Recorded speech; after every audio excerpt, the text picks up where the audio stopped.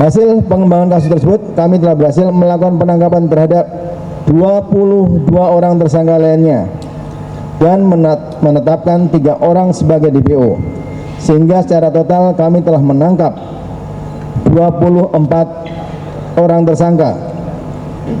Salam sejahtera buat kita semua. Yang terhormat Bapak Kapolda Metro Jaya, yang kami hormati Bapak Dirreskrim Polda Metro Jaya beserta jajaran, Pak Wadir, Pak Kasubdit Jatanras.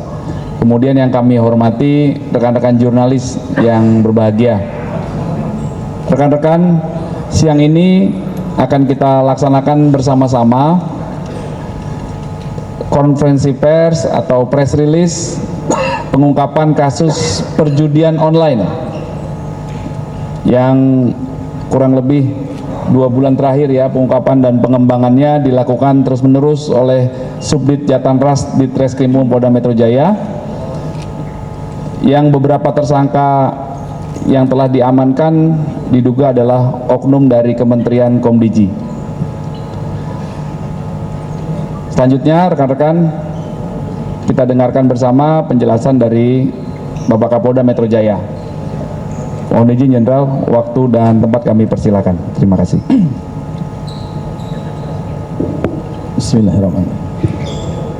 Assalamualaikum warahmatullahi wabarakatuh. Selamat siang, salam sejahtera, salam sehat untuk kita semua. Yang saya hormati Dirkrim beserta jajaran, Kabid Humas, rekan-rekan jurnalis serta pemirsa media online TV yang menyaksikan acara ini. Pada siang hari ini, seperti kita ketahui, saya dan jajaran Reserse Kriminal Umum akan mengekspos atau menyampaikan laporan kepada masyarakat ya, tentang pengungkapan perkara judi online yang selama ini menjadi perhatian kita semua, bahwa judi online ini sangat merugikan masyarakat.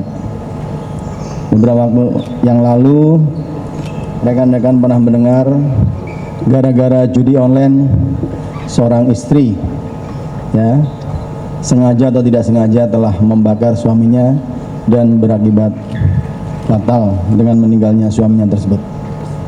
Dan kita juga tahu dari beberapa ungkapan di media, PPATK dengan keprihatinan yang luar biasa, banyak sekali ya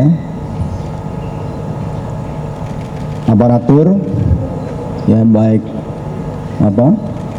masyarakat yang bermain judi online, dan jelas-jelas ini akan merugikan, karena dalam hukum teori kemungkinan ya, para pemain judi ini tidak akan pernah menang. Yang menang adalah bandar. Nah, untuk itu bagaimana caranya pemerintah menegaskan memberantas segala bentuk perjudian. Dan judi online ini tidak seperti judi konvensional ya, bisa dilakukan dari rumah, di mana aja, dan dengan cara-cara pengalihan uang secara digital, dan jumlahnya juga sangat fantastis. Andai kata judi ini bisa kita berantas sampai dengan zero, kita yakin uang-uang yang mengalir pada bandar-bandar judi ini bisa bermanfaat dalam kehidupan yang baik.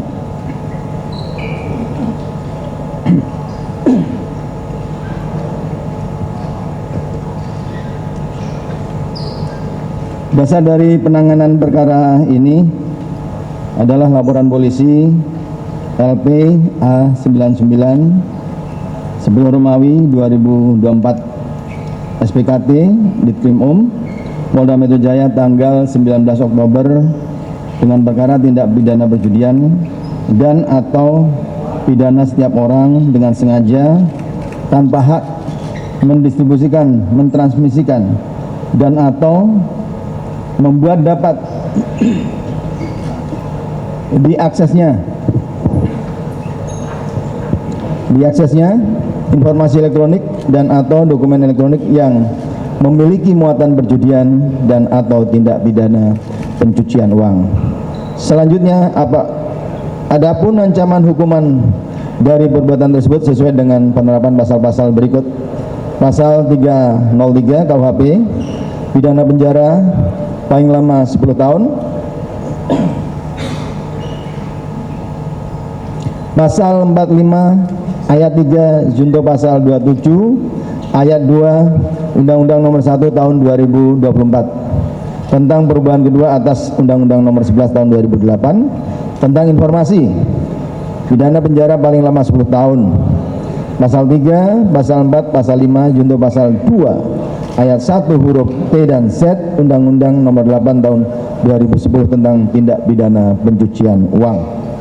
Pidana penjara paling lama 20 tahun.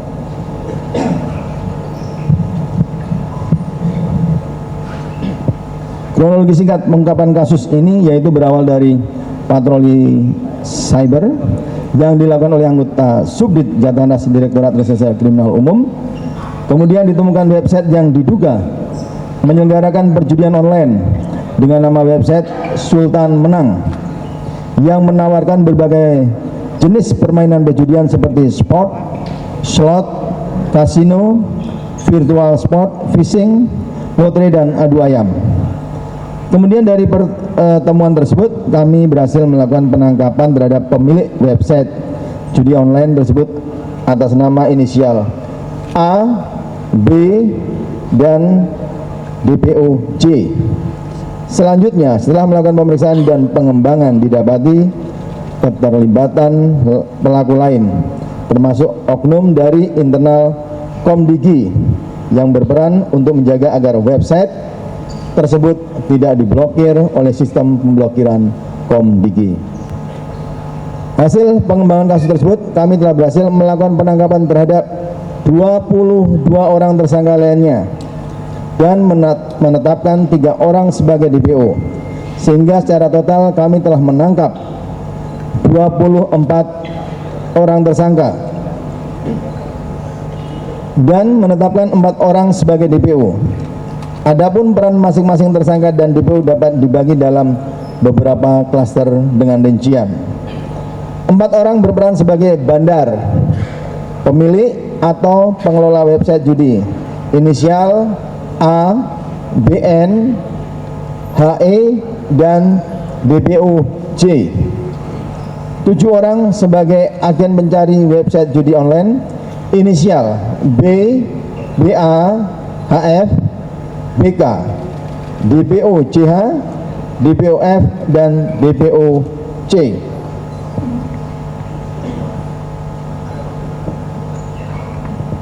Tiga orang berperan mengepul list website judi online dan menampung uang setoran dari agen, inisial A alias M, MN, dan DM. 2 orang berperan memfilter, memverifikasi website judi online agar tidak terblokir, inisial AK dan AC. 9 orang oknum pegawai Komdigi yang berperan mencari, mengcrawling website judi online dan melakukan pemblokiran, inisial DI, FD, SA, YR, YP, RP, AP, dan RD. 2 orang berperan dalam melakukan TPPU, inisial D dan E. 1 orang berperan merekrut dan mengkoordinir para tersangka, khususnya tersangka inisial A alias M, AK, dan AJ, sehingga mereka memiliki kewenangan menjaga dan melakukan pemblokiran website judi, inisial T. Dari para tersangka kami berhasil menyita berbagai barang bukti, baik uang tunai maupun aset dengan nilai total Rp186.386.327.119 dengan rincian sebagai berikut: uang tunai senilai Rp76.709.749 dari berbagai mata uang dengan rincian sebagai berikut: 38.408.402.000 rupiah,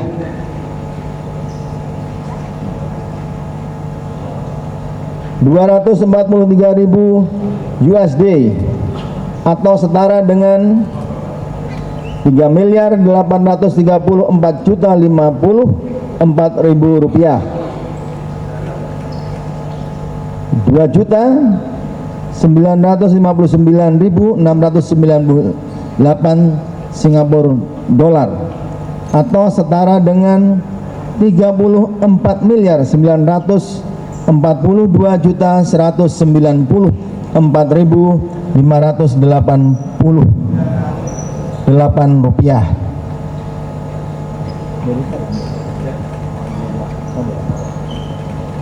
$38.311 MYR, ini mata uang Myanmar, atau setara dengan 134.420.541 rupiah, 40.600 THB Thailand Baht, atau setara dengan 18.432.400 rupiah, 55 KR atau setara dengan 238.700 rupiah. Saldo pada rekening maupun e-commerce yang diblokir senilai 29.863.895.007 rupiah. Jumlah ini akan terus bertambah karena masih ada bank-bank yang masih melakukan proses penghitungan. Berikut 63 buah perhiasan senilai 2.155.185.000 rupiah, 13 buah barang mewah senilai 315 juta rupiah,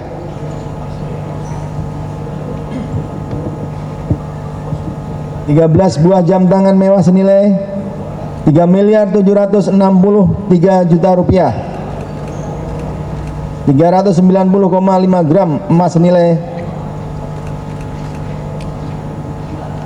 5.857.500.000 rupiah, 26 unit mobil dan 3 unit motor senilai 22.930 juta rupiah, 22 lukisan senilai 192 juta rupiah, 11 unit tanah dan bangunan senilai 25.830 juta rupiah, barang elektronik berupa 70 handphone, 9 tablet, 25 laptop dan 10 PC, 3 pucuk senjata api dan 250 butir peluru.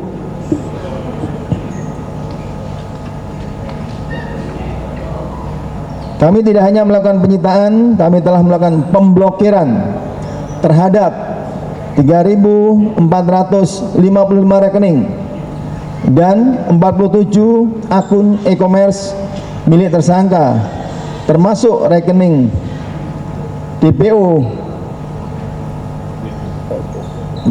termasuk rekening depo website judi online, serta mengajukan pemblokiran terhadap 5.146 website judi online. Tentunya dalam pengungkapan kasus ini kami berkoordinasi dengan PPATK, di mana rekening dan akun e-commerce yang telah kami blokir tersebut saat ini juga tengah dilakukan analisa oleh PPATK, sehingga tidak menutup kemungkinan akan muncul tersangka maupun temuan barang bukti lainnya yang merupakan hasil dari kejahatan. Di samping penyidikan yang dilakukan oleh Subdit Jatanras Polda Metro Jaya terkait perjudian dan TPPU, kami juga tengah melakukan penyelidikan terkait adanya indikasi dugaan tindak pidana korupsi dalam perkara Aquo, di mana Subdit Tipikor Polda Metro Jaya telah melakukan permintaan keterangan terhadap 18 orang saksi dengan pasal yang dipersangkakan, yaitu pasal 12 huruf A atau pasal 12 huruf B besar atau pasal 11 dan pasal 12 huruf B besar junto pasal 55 ayat 1 ke 1 KUHP dan pasal 5A atau pasal 5B atau pasal 13 Undang-Undang Nomor 31 Tahun 1999 tentang pemberantasan tindak pidana korupsi, sebagaimana telah diubah dengan Undang-Undang Nomor 20 Tahun 2001. Upaya penyelidikan dan penyidikan yang dilakukan ini tentunya selaras dengan komitmen kami untuk mengusut tuntas seluruh pihak yang terlibat, baik dari sisi oknum internal, Komdiki, bandar dan pihak-pihak lainnya. Saya selaku Kapolda Metro Jaya tentunya merasa terima kasih kepada anggota yang telah bisa mengungkap ini, dan ini juga menjadi pembelajaran kita seluruh masyarakat Indonesia, dan kepada instansi yang terkait tentunya akan melakukan upaya-upaya maksimal untuk membuat judi online ini betul-betul menjadi zero. Dan ini adalah selaras dengan arahan dan penekanan Bapak Presiden memperkuat reformasi politik, hukum dan birokrasi, serta memperkuat pencegahan dan pemberantasan korupsi dan narkoba.